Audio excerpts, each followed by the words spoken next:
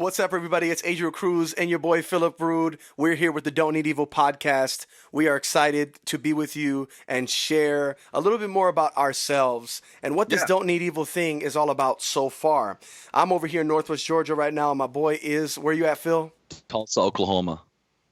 The TUL. Tulsa, Oklahoma. He's in Tulsa, Oklahoma, so we're uh, different time zones, and we're here together to spend time with you guys who are listening and watching us live right now. Or, of course, this is pre recorded, but some of you are live in our hearts because that's why we love you. Very nice. Much happy, everyone. So, this is what we want to do. We want to start off by bringing a little bit about ourselves into the mix, just so you know who we Yeah. are. What has Phil done? What have I done? What do I do now? What does he do? And so, Phil, man, why don't you kick it off? We all know, and some of you watching right now or listening don't know, but he is the founder of Rapzilla.com, which is a big deal in the hip hop blog world. Even more specifically, the Christian hip hop and rap blog world, which is pretty much one of a kind. And so, tell us a little bit more about what you're doing, man. Aside from Rapzilla, like Yeah. what do you do? What are your talents? Where are you at right now? All that. Oh, aside of Rapzilla, I'm just Yeah. about to dive into Rapzilla, but aside of Rapzilla, well, first off, I'll just say this. I started Rapzilla when I was 15 years old, and I'm a high school dropout.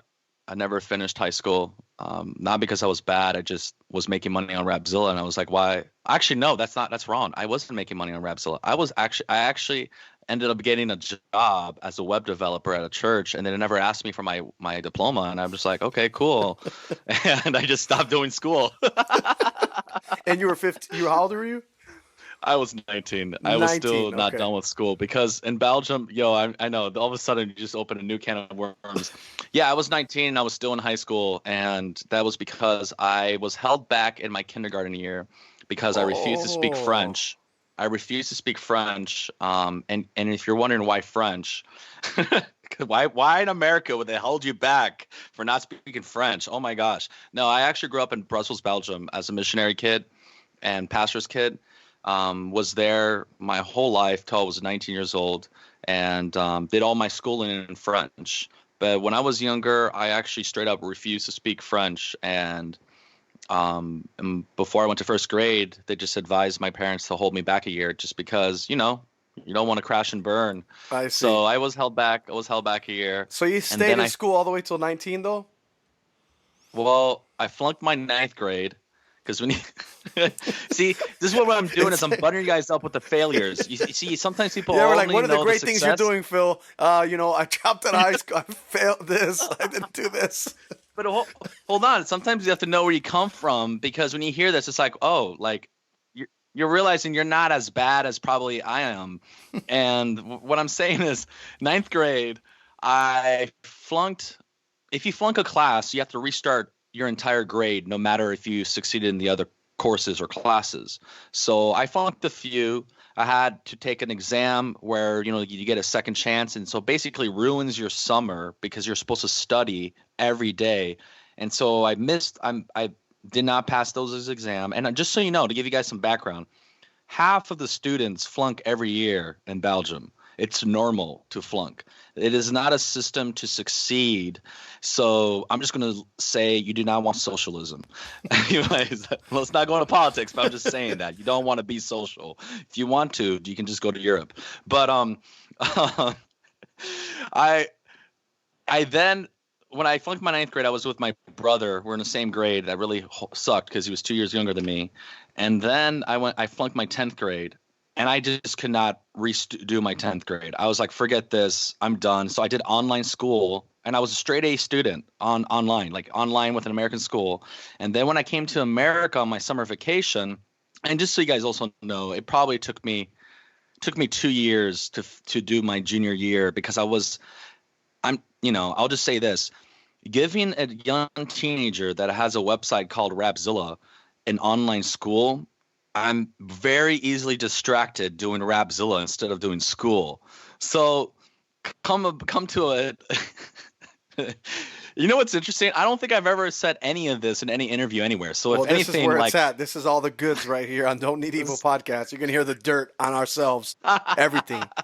but when I look back, it just shows how great God is, because I ended up getting a job because I was just interning at a church. I just wanted to just intern where I had some of my things I was passionate about, which was like design, marketing, video, all those little things. So I was just interning at a church, and then one day I thought I was gonna do an internship at the web department, and this is a big mega church in Minnesota. Um, because I know not every church out there has a web department. But the thing is, they never asked me. Some pastor out there is watching right now, like, I wish my church tithed. Well, I think sometimes if you do something well, I mean, oh man, yeah, Okay, yeah. on course. Let's So stay you on did course, that. You did man. that. You're at the school. You're at this, or rather, you're at the church now. Well, I had an interview for an internship, and I thought it was for an internship, but at the end of the interview, the guy was like, "Okay, you got the job." And I'm like, "Wait, job? What?" And at the time, I had two classes, or maybe three. Three classes had to finish to get my diploma. But then I was like, "Well, why get my diploma? Like, I got a good job, I was making decent. Yeah, I was making decent money. So you were only 3 classes away. Yeah, I was only 3 classes away. I'm still 3 classes away, but now I'm Okay. just like, it's an accomplishment. And I tell people, like, I don't have a GED, I don't have a high school diploma, but everything I've done, I'm self-taught, and I think that's a big thing. I know you, Adria, are like freaking like amazing at what you do as producing, but we're gonna get there in a second because I'm still sharing my side. But I know that was a good segue, and I'm like, oh, you're not even done no, yet. I know.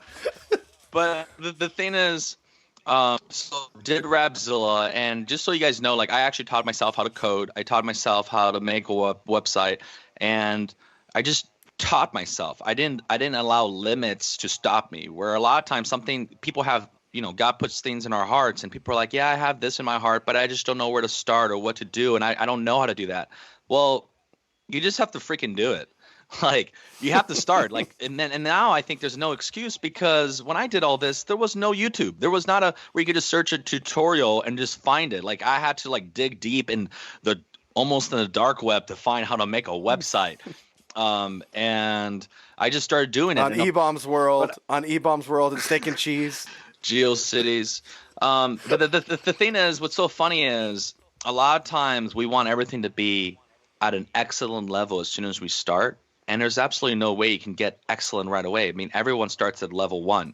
And when you start somewhere, if you look back at archives.org, I think it's a website where you can actually look at how websites looked. It's like a time machine for websites.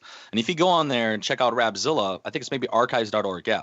You go on Rapzilla, you'll see the website looked horrible, like disgusting. Every page was an HTML page. There was no, for the nerds out there, CMS, content management system. There was none of that. And if I wanted to change the menu, I had to go on every web page and change the code to change the menu. It was horrible and horrendous. Wow. But it was a lot of work and effort I put into it.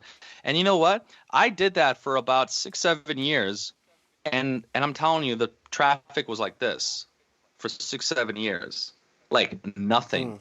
Talk about sowing seed and not seeing any fruit. The thing is, I didn't care. How many years was that? Again? Well, 7 years. Wow. 7 years. Like I'm telling you, like plateau, like no growth, and I just kept doing it every day, interviewing people, writing news, and guess what? I didn't even have my education in English, so I didn't even know. I was probably butchering so many things. There was probably typos because we didn't have web browsers that tell you when you're making a mistake. It was only on Word, and I wasn't writing my articles in Word and then copying and pasting them. So It was hard in the 2000s, man. dude, no, it was intense to do those things, and now things are so easy, and it's funnier. It's not funnier. I don't even know if that's a word. I think that's not a word. So it just shows you I speak French. Parle français. It's all right. We all say it. Well, it's funnier when you say it like that. But the thing is, today we live in a day and age where I think people make so many excuses, and it's actually easier to get things done. Like if I want to do a Rapzilla today, it's way easier. Of course, it's a field that I know of, but I'm about to go in some new fields that are totally different, using the gifts I have, which is I have a very creative eye, giving creative direction, and I love creating things. But I do so with my camera, doing photography. I started my photography just by wanting to take concert photos, and doing that. So Raps. Which helped out Rapzilla, Yeah, which was yeah. all a part of Like, that, integral to Rapzilla too, of content. right. Like I had a very high-end camera and I would shoot all the interviews with on there, and I was always the one behind the camera, so you never heard my voice. Always thought it was tacky when you had people interview, because most times you don't even know who the interviewer is, especially in the Christian circles. Let me just say that. Let me rectify. Because out in the world, you know who they are, so you care. But at that day and age, no one really cared. All people wanted was to know the person and hear the person. And I mean, that was always a complaint. People were like, well, what's the question? I'm not hearing the question. I was like, it doesn't really matter. I'm editing in a way. So I've been able to actually learn how to interview in a way that it's just where you never have to hear my voice. But to say what you were saying, I did it for 7 years without seeing any results. 2010, I partnered up with Chad Horton, and he right away was like, okay, to get mega growth, you're gonna have, if you keep doing the same thing, you're never gonna get a result. And right away, one of the things that we decided to do was, let's post every day.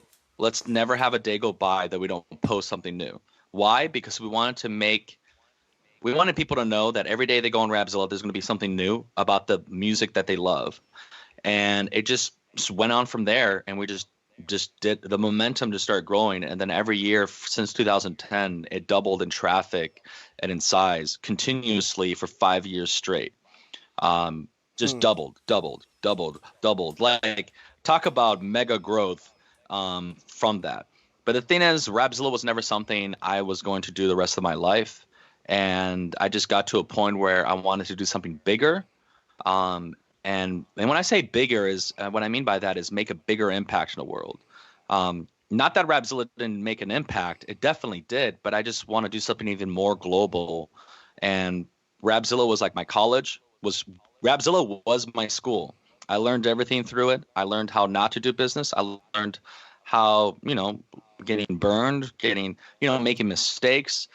I am very self-taught by making mistakes. And I think sometimes as creatives or entrepreneurs, we're scared to make mistakes. But like, listen, if you're going to be in this game, you can't be scared to make mistakes, because if you don't make mistakes, you'll never accomplish anything. And at the same time, making mistakes, you'll never make that same mistake again. You finally learned it. It's a valuable lesson, because sometimes when you read things from a book, it's not as personal. You don't really understand why. But then when you do it, you're like, oh, I get it now. Don't do that. Right. And the thing is, Right. You learn from your mistakes. And I mean, hey, if Thomas Edison never just gave up after making one mistake, he would have never invented the light bulb. And he did like how many tries? I think a few hundred. We're going to go Joe Rogan style right now, and I'm just going to search it. Do you know how many times you try to do the No, maybe 69 times. Anyway, Oh what I think is great about what you shared, man, is you started something from scratch, right? You did something and you did not stop doing it. And all of a sudden, as you were doing it, somebody else came to partner with you, and you were able to grow through relationships Yeah. and learning from trial and error. Yeah. And how many times The did thing, Edison do the light the bulb thing thing? is, Do you have that? You have yeah, the no, I you have do, the I do, but I'm going to get there in 1 second. Um, the thing is, Don't forget, they all want to know on the podcast. They all want to hear it. They okay, all wanna know. I'm going to go do that first. Thomas Edison and his team of researchers tested more than 3,000 designs for bulbs between 1878 and 1880. Wow. In 2 years' time, they designed more than 3,000. Like, I mean, it's just, I love this quote from Thomas Edison. I have not failed. I've just found 10,000 ways this won't work. But the thing is, I say this because, even if you have something in your heart and you want to start doing it, your first thing is like, well, I don't know how to do it, but start making those footsteps. And that's Yeah. why pioneers, I always respect them, because they're usually the first ones to go discover that land and do something. That's why, I respect someone like Lecrae, because what he did has never been done before. And when you're doing something that's never been done before, you are going to make mistakes, but you can't be hard on them. Like, it's just the world we live in. And also, by the way, we'll have to talk about this at one point. Actually, this gives me an idea for a future episode. Let me write it down really, really quickly. It is, As you can see, is ladies and gentlemen, and how- as you're listening, this is Phil's mind and how he works. I get easily distracted, like we said. But how to not let negative online feedback affect you? I'm saying Hey this. man, This y'all is want to see good that? to know Yes, because absolutely. People are going to want to tune into that, so you got to listen to every single episode because we're not going to promote it. You're going to know after it's out. So, like, I mean, I wrote that one down because that's something that when you get bigger, the bigger the platform you have, the more criticism you hear from people. And if you're going absolutely, to let criticism affect you, you're never going to be able to accomplish your calling and what you need to do. that's right.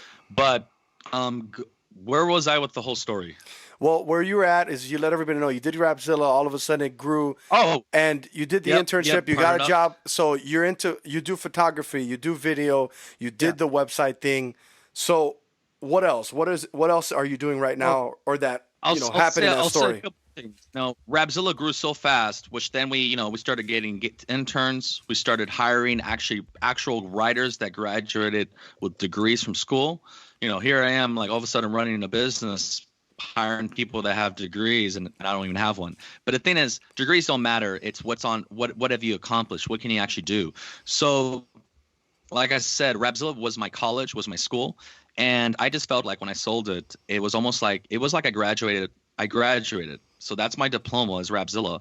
And once you get out of school, that's when the real things happen. That's when the big things happen. That's when you're actually in the real world going to do the bigger things.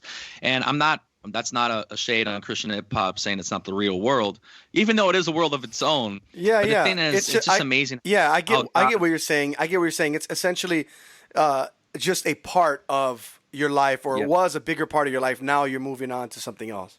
Yeah, I'm really just going to go for something that's can make a mainstream impact and really just do what Jesus did, which is be a light in the world. And I'm not saying Rapzilla is not a light in the world. Like heck no, man. That if anything, that empowered so many believers, or people that didn't think because you always hear the same story, like, oh, I got saved and then I just stopped listening to hip hop because I thought it was evil. Yeah. And then after And you're then like, I oh found wow, I Rapzilla. found some, Yeah. yeah. Or I found this guy, and then I looked online, and then I found Rapzilla, and then I just saw there were so many of them. Yeah. And I'm just amazed at what God did because Yeah. a lot of times people came to me and they're like, "Wow, like, isn't it amazing your dream happened?" And I would always respond and say, "Yeah, that was a great dream. Like that was cool. Like yeah, it happened." But then it was always weird responding to people because I'm like, it was never my dream. And I can't tell that to people that it was Right. never my dream. Of But a good way course. of putting it was just passionate. And I honestly think Rapzilla was God's dream, and He just used me to do it. Um, and I'm just on to the next dream Hmm. and bigger and bigger. I really believe from glory to glory. So, wrapping the Rapzilla part off, now to have my diploma, I mean, I've done things, from photography. I've done some big. I've sold photos for like merch for different bands. Not just hip hop, like also like August Burns Red, Disciple.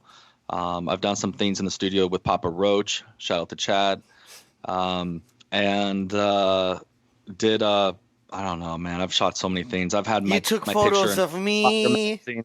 Yeah, I took photos of you for your album. Actually, I have it right here. Hold on. I was Just wearing a talk. vintage champion jersey, and I was wearing a vintage. Oh man, what's the designer? Some awesome Chicago Cubs shirt I sold on eBay after we took the photo for $200. Oh yeah, that was amazing. That was in an alleyway, guys. If you guys are watching the video of this, he's showing the album covers. That was in It's front of an art store. I had written on the glass of an art store, and they let me do it. And we took the cover of that Show and Tell album. You could look it up online, Show and Tell. And then Renegades Never Die was in an alleyway in Chicago. He put his light out, and we just grabbed some chains that were in the alley, and we just killed it. But did you see how we came about with that? Like the organization was like none. It was more like, okay, let's do it. Boom, 5 minutes. Yeah, Okay, we got yeah. the shot. And that's how the, You know, the cool thing is. The reason we're doing this is because in that, we're similar in different ways, and we're not similar in other ways. But in this way, like quick shoot, do it when you see it, get it while it's hot. That's exactly how I believe things should be. That's easy for me, and it's easy for you, and that's been amazing. I mean, every photo shoot I've ever done, it's never been like, hey, um, we thought it through. We thought about every little thing. Like everything I've done is very spontaneous. Hmm. And of course, there is excellence in doing things when you're not spontaneous and you're really planned. But I think too many people over plan and are not spontaneous enough in the work they do, that the over planning makes it that then nothing ever gets done. Yeah. Like, for example, when you have your social media, you need to actually plan your social media. But the thing is, people are so meticulous and over plan that they're never even posting spontaneously in a way they could. Yeah. And that gives me an idea for another episode. But let's transition from me to you, because Sure. I don't like when a spotlight's on me. It's all and good. You had 20 minutes. Let's go on. Wow, 20 minutes. Yeah. Dude, I just took like 2/3 of the podcast. It's all This is our good. first hour-long podcast. It's all good. I know this one's going to go a little long, but At no, least there's gems in the middle of it. absolutely no. And the way that you speak, like if you guys don't know, you got to catch Phil where he's at, and you got to like kind of bounce around, and you'll see like, oh, that's dope, that's a gem there, and then he'll say, well, the thing is, and he'll get to something else. But the cool thing about Phil is that character, that personality, that way of being that he has allowed him to do what he's doing now, where he doesn't necessarily have to be a slave at all to anybody, but he's able to kind of freelance and make a living, and God's been opening doors for him that way. And in my life, it's exactly the same. I started doing music when I was 12 years old. I started rapping when I was 5. And I started like preaching mumble words when I was 5. So like my grandma would tell me I would be preaching to stuffed animals in her house, and I'd just be rapping and preaching. And there's a video of me actually doing this on YouTube, still on my YouTube channel. I have a video like that. You have one? A microphone.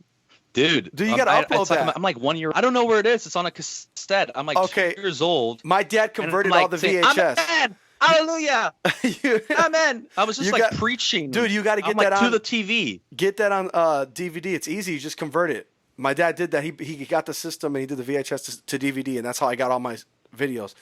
But I don't know what to do with that. But dude, that's amazing, man. So in that same regard too, like as you can see, guys, as you're seeing and as you're listening, like obviously our heart is for the Lord. Before we've done anything CEO, building something from scratch, entrepreneurial things. Before all that, it started with having a relationship with the Lord, right? It started with knowing who God is and continually getting to know him as we grew older and keeping him in the center of everything we do. And so for me, started at 12 doing beats. All of a sudden I opened up for the biggest Christian rapper at the time, 12 years old, T-Bone. T-Bone was on MTV. T-Bone was on BET. He was on a movie with Beyonce. Like he was the biggest, like anybody who's listening right now. Disco music. No, that's when that was like, I think that was like later on, like '04 or something. That But was later. this was like the holy hoodlum, and like anyhow, he was the guy that came in with a pimp cane, and now he's doing his thing, man, like in a totally different way, all Spanish. He's killing it still right now. But I had the pleasure of opening up and being in front of 2,000 people as a 12-year-old, And so I freestyled on stage as well. He called me back up during his set, and I had rapped on stage. And I got to upload that video. I have that somewhere. Yeah. And dude, I was rapping on upload it. stage, and it was wild. And so the trajectory was always just bigger and better. And I give credit and thanks, obviously, to the Lord and what he's done. And he used my parents, my father, in such a great way because he built a studio for me as I was a kid. That's how I was able to get good. So for those of you that are listening right now, that have kids, man, if you see one talent in your kid or something they desire to do that seems like it's real, it's tangible, look out for those signs, pour into them, because you never know, they'll be the next big thing, or they'll be able to supply for your family as they grow older, you know what I mean, based on what seeds you've sown in. And so I haven't bought my parents a house yet, but I'm getting very, very close to it. So anyway, fast forward, I'm doing my thing. I'm in the studio every day, cultivating the craft. All of a sudden, I hit stage after stage. People start knowing my name, hearing about me in Chicago. That's where I'm born and raised. And now this is the thing. Because I was starting music at a young age and I was 12 years old, same thing that happened to Phil that he just shared. I felt like, not only that, I made money when I was 12 years old, $200 beats when I was 12 years old. People would come buy beats from me. Don't tell me why. They loved them, and I had really good beats at 12 years old. But they would give me $200, and all of a sudden, I remember spending the first $200 on some Timberland boots, sized 11 at the time, size 10, and I was like 12 years old. But anyway, I had bought those boots. I was so excited. And what it showed me was, wait a minute, I'm living my job now. Why go to school? Why care about school? I'm making money. School, though? Yeah, so this is the thing. when I hit 14 years old, freshman year, I left school. 14 years old, freshman. I tried to go back just because I'm like, you know what? I'm going to just try to finish just to try, just to say, hey, you know what? I'm going to go give it one more go because school's not for me. It's not giving me any value whatsoever. I went to a school that was like John Lovett's High School High, the movie, where everybody's just crazy, throwing papers at the teachers, disrespect going on. It just felt like a crazy place. Dude, that was my school. And That that's was my school. and that's It's all the crazy. way in where you, Belgium. Germany. So like Belgium, dude. Belgium is a country, not Germany. Belgium. he's over there Same in flag Russia. He's in the colors. Soviet Union, and I'm in Chicago, and we're going through the same deal. So I'm at school, and I'm like, what's going on? So I used to wake up crying before I went to school, like weeping, because I Wow. did not want to go into school. Nobody was picking on me. In fact, I was cool, always chill by myself. I would come to school at lunchtime only and leave. I would go for lunch and then leave. I had a little girlfriend at the time, so I would go to her school more than I was at mine. So I would be doing stupid stuff like that. Never finished school. At 15 years old, my dad took me out of school, and that was it. So I never finished school past 15. Never got a GED. Never got a high school diploma at Wait, all. it's the same thing for you? Yes. I didn't know that. Yes. What the heck? Yes, dude. So, guys, welcome to the Don't Need Evil Club. If you haven't graduated school and you don't have a GED, you can join this podcast. But you got to be making you got to be making money already. And you got to be making moves because if not, you're not gonna go anywhere. Wow. Bro, this is crazy. I just talked about that. I had no idea you went through the same thing. And guys, just so you know, I've known Adriel for like how long have I known you? At least from 2011, so Bro, almost 10 years, right? 10 years? yeah, no, I've known you. Yeah, I've known you probably since 2012, probably. 20, Yeah. like 9 years, dude. I've known you for 9 years, and I didn't know this. That's wild. Wow, that's very rare. Yeah, no, it's funny when you ask me, you're like, but did you get your diploma though? I'm like, no. So yes, very And rare. now, dude, tell what you've done since. Yeah, how yeah. You've taught So in schools. yeah, exactly. So this is the Dude, crazy thing. I've taught in high schools. So- I've taught in schools. But this is the It's thing. like, what the heck? No, this is the thing. Like, I have taught at universities. I was just at a university 2 weeks ago, and I was teaching a music lecture in San Jose, bro. They called me out there. The professor heard my music, and he was just blown away. We were in the same studio together. Again, that's a crazy story. I was Rich Hernandez. I was over there hanging out, and we were filming something. And some professor heard me, said, "You got to go to my class, and you got to." And I'm over here teaching a class to not only young people. There's older people who are taking this class too. So I'm talking to people who are 20 to the age of 55, 60 years old in the music tech class at this school in San Jose. And so I've done that. I've done lectures of different sorts. I've done galas, hosted events, preached in so many different ways. I started a church in 2012. God has since sent us out to Atlanta area, greater Atlanta area, to be missionaries. We don't know what God's going to do from this point on, but what I've been doing through this entire time is seeking the face of God, and God's been opening doors of so many amazing opportunities. When we got here to Georgia, in fact, this is more recent, my giftings and talents as a musician, host, even pastorally, even as someone who's a visionary and a pioneer, now have been transforming me into what I didn't know would be a consultant. So now I'm consulting businesses here that are making hundreds of thousands of dollars, and I'm giving them even more opportunity to make money. Okay. And so I'm helping businesses now. I've consulted a church already since we've been here. Listen, these are opportunities that I didn't look for. I didn't go say, like, even rappers that have ever been on my songs, like people that have ever known me in the if you're hearing me right now, you don't know who I am. Everybody who does Christian rap knows who I am. Everybody who does CCM, who knows about urban feels, and they know who I am. That all happened just from me being committed, obviously, to the Lord and committed to my craft going forward, even when it didn't make sense. And we're at a whole new phase in life right now. I'm going to be a father in, like, who knows, maybe even tomorrow. My wife's pregnant. That was a miracle. 10 years being married, and doctors told her even before we were married she couldn't have kids. Now I'm about to have a son. We're about to have our beautiful son. And so that's happening, and God's providing in this way, so many financial areas. On the side, also, what's happening is different revenue streams have been coming from merch. I design fashion. I love fashion. My desire for fashion is huge. And throughout the years, I've been able to be blessed with creating my own line of things. But once it sells out, it's done. And promotion-wise, I'm not the best at marketing or promotion. So either you see it or you don't kind of thing. So, so I've been doing my thing in different areas, but again, it all stems under the ministry of Christ that He's given me. But not only that, it's all me. Like, because of my gifting in this, I'm able to use it for this. Because I can do this, I can use it for this, and it all helps hand in hand to one another.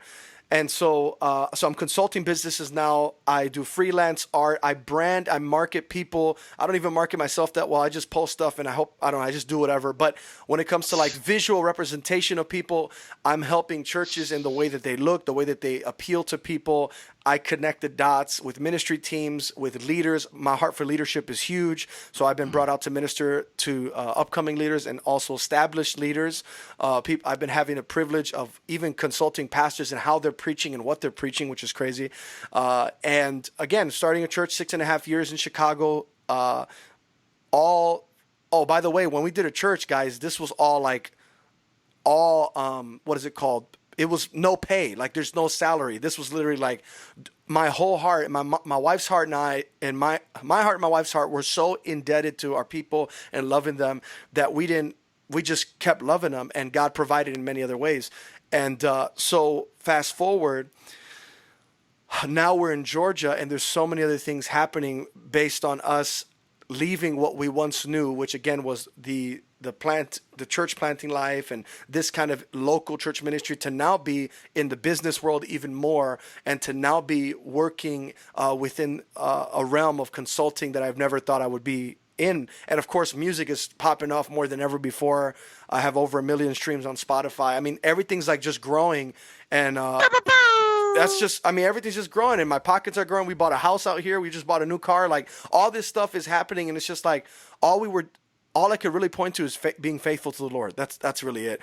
And of course, calling and gifting. There's nothing that you can do to separate God's love from you, and there's nothing you could do to have your gifts being taken from you. In other words, His gifts are given without reproach. And the awesome thing about God is He cultivates that in those who desire Him. And if you desire Him and He's given you a gift, He's going to propel you and use you for His glory. That's what I'll say.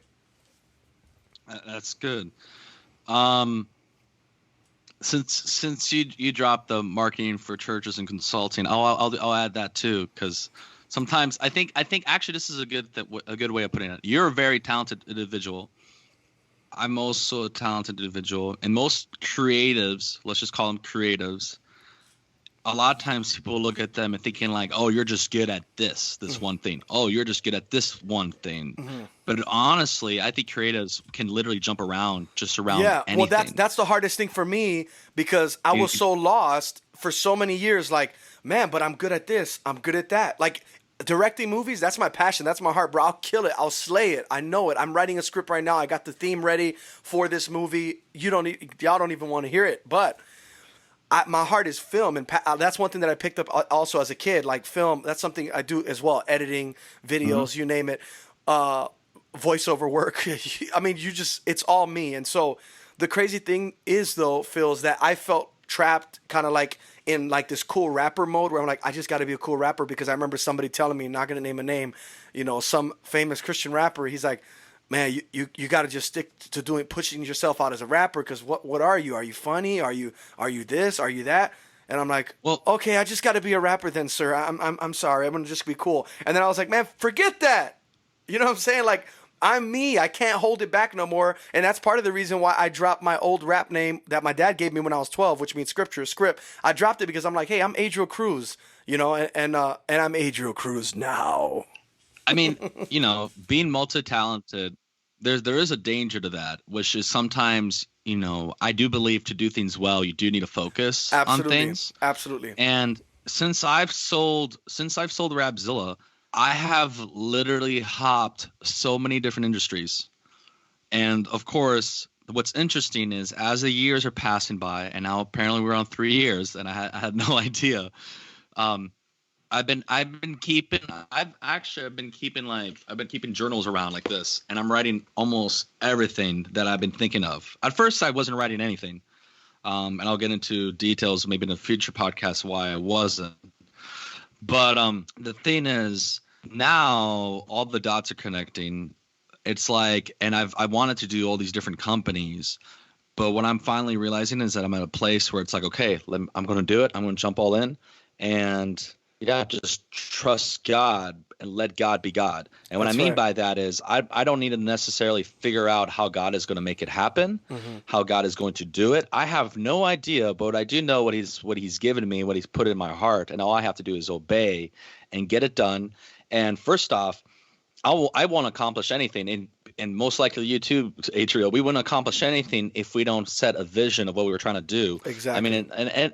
and also this is extremely biblical. I mean, not only is it biblical, you have to write down the vision because then you're scattered. You're not even knowing what you're doing. Absolutely. You're working on things without tomorrow being defined. But the thing is, um, with what I'm trying to say here is just it's just you don't have to understand how he's going to do it. You just have to let God do his thing and just attach your faith to it. I mean, for me with Rabzilla, I never even dreamt the scale that it grew. And just to give you guys a number, I think at its peak, it probably reached like almost close to 4 million page views a month, and we were doing that monthly. And when I say page views, I mean I'm literally talking about each page loading, and then unique visitors we would get like over 300,000 unique visitors a month. But just so you understand, like having 3.5 million and 300,000 unique visitors, that meant that we had an extreme base that kept coming on the website continuously all the time.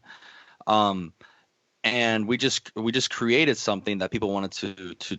But well, let me not get carried away. But what I'm saying is, I don't know how it happened. All I did was be diligent in what I was doing, being very serious with the stewardship of what I was doing, Exactly. and just take it day by day, and not just understand. I mean, I remember one day me and Chad we were at a Dove Awards, and we realized, holy cow, everybody knows who we are. Like, how did this happen? Because sometimes when you see numbers, they don't mean much to you. That's why I love seeing what's going on at Transformation Church here in Tulsa.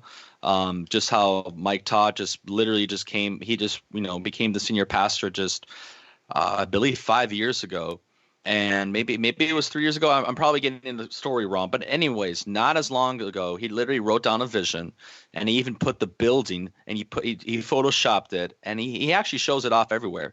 And today they got the building and it's paid in full, like $50 million building, Absolutely. paid No, in and full. I love that you said this because it's a disclaimer to those that do feel multi-gifted, multi-talented, but you're sporadic and you're all over the place. That's what you don't want to do.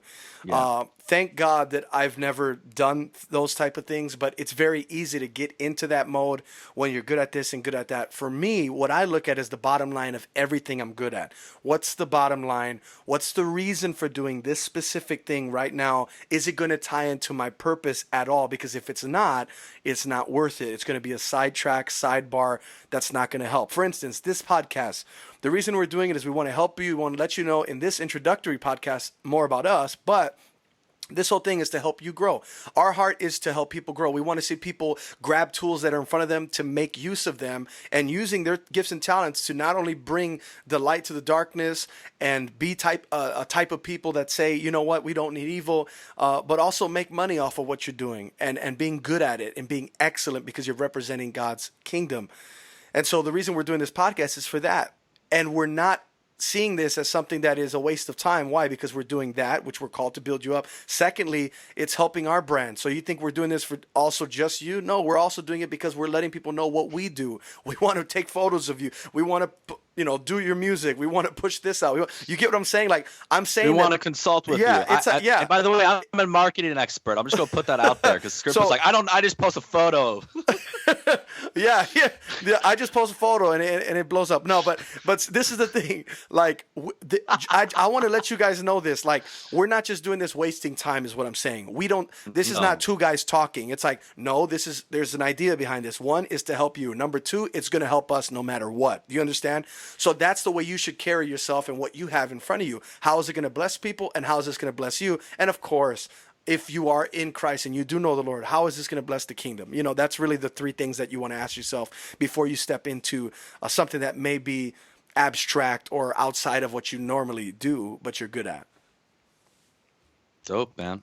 Yeah. I mean, I think this is probably a good spot to stop it. 40 minutes. Because otherwise we'll go on forever. But I'll finish with this. send us questions. You guys have heard a few topics maybe for future episodes, and I wrote them down. But send us questions because we really want to answer your guys' questions, Absolutely. no matter what they can be, not just necessarily personal questions. I mean, if you want, you can, that's fine. But questions that are like, hey, I'm in a rut. How do I get out of it? Yeah. Hey, how do I network? Hey, Hey, how do I like drop this whatever album your and have people questions, hear it? How do I put this you out know, there where I'm able to be creative and still honor God, but perform at a club? I mean, whatever it is, yeah, just ask us anything. honestly, whatever it is. We both started young. We both don't have high school degrees or degrees of any sort, and we both taught. We both have taught in colleges or and All we have are degrees of success. yes. So what I'm trying to just say is, don't let anything limit you. Just do what you gotta do. And if this is helping you guys, we would love to hear that. If it's encouraging to you, because getting these little words of thank yous, even if it's no matter what it is, it's fuel to keep us going.